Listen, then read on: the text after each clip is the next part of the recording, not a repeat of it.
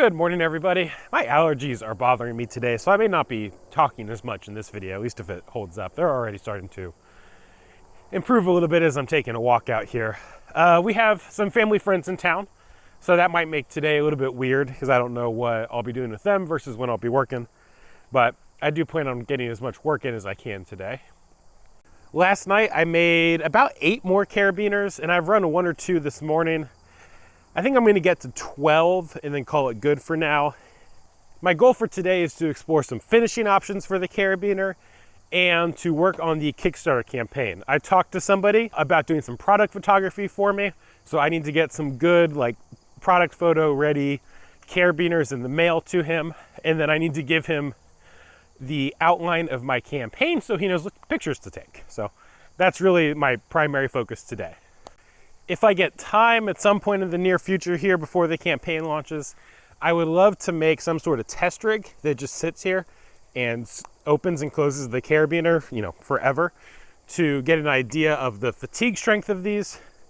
Now, I've had one for, that I've used for months, but it was a different design. These ones have a little bit less of a hinge, and there is some possibility that fatigue may become an issue with these.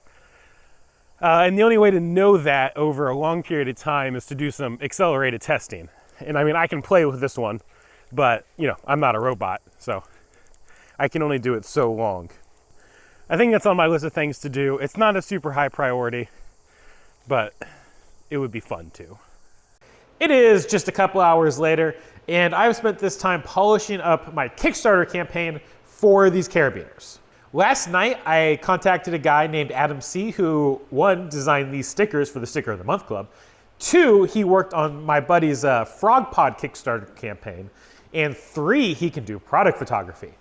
So I'm working on writing the campaign for my Kickstarter right now so that I can send him an outline of it, and then he can fill in the product photos that I need. Product photos are my nemesis on everything. And so being able to outsource that to someone who's an expert at it is just huge. It makes the process so much easier. My goal is to get him a care package of carabiners and related add-ons in the mail, ideally Monday morning. That means that I need to get all of my carabiners finished and powder coated. And then also I need to finish up some of the key rings and the lanyards so that he can take pictures of those too. I'm getting ready to send these key rings and this lanyard hook, in addition to a couple other things, to my Prototype of the Month Club. They will be beta testing all of these things for me before the Kickstarter itself. If you would like to sign up for that, you can find a link down below. Anyway, I'm gonna need pictures of these for the Kickstarter. I will be selling these as an add-on item, just if anybody needs any extra key rings or whatever for their Kickstarter, or for their carabiner. Last month, my Prototype of the Month Club got a earlier revision of these key rings, and honestly, it's what everyone was the most excited about. It seems dumb, but these little titanium split rings are actually life-changing on a keychain. Just because they're so much smaller and more lightweight and compact, and they just fit better than the round styles.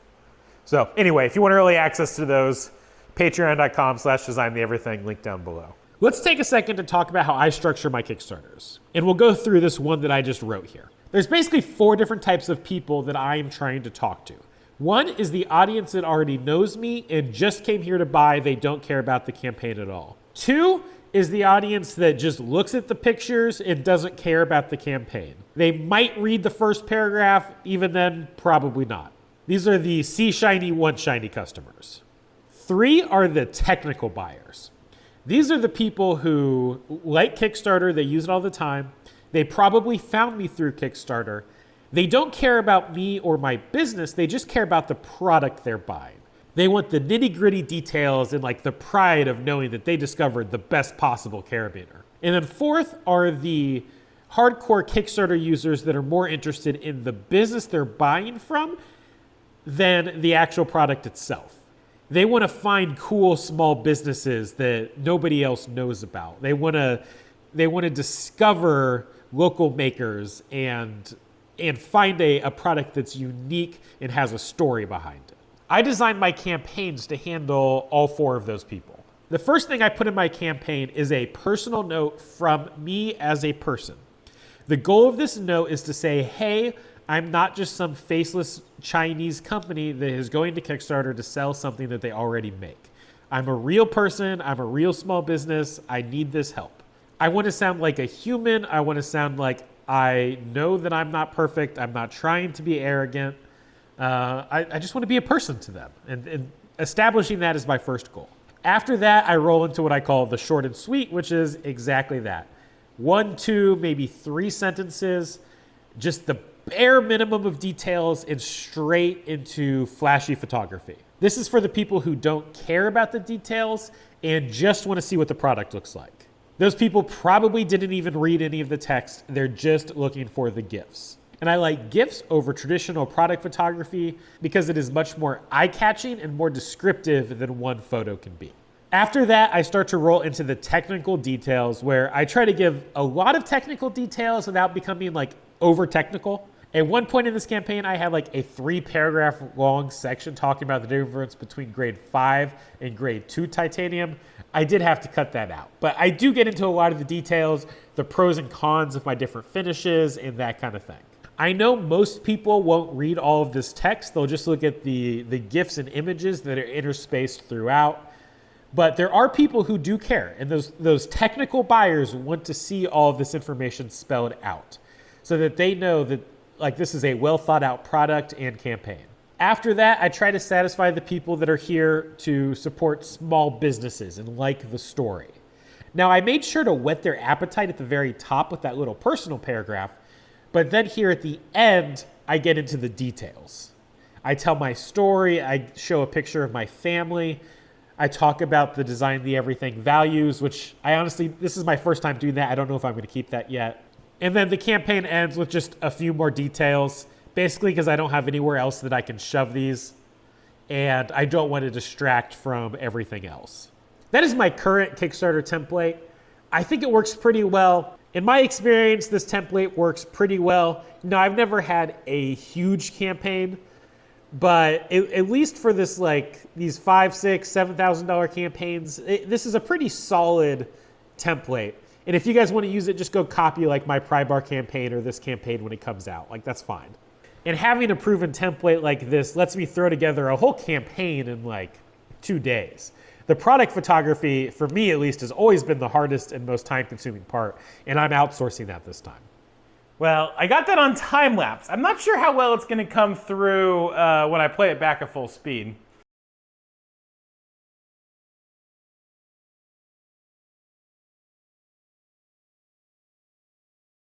Basically what happened is I just about peed my pants.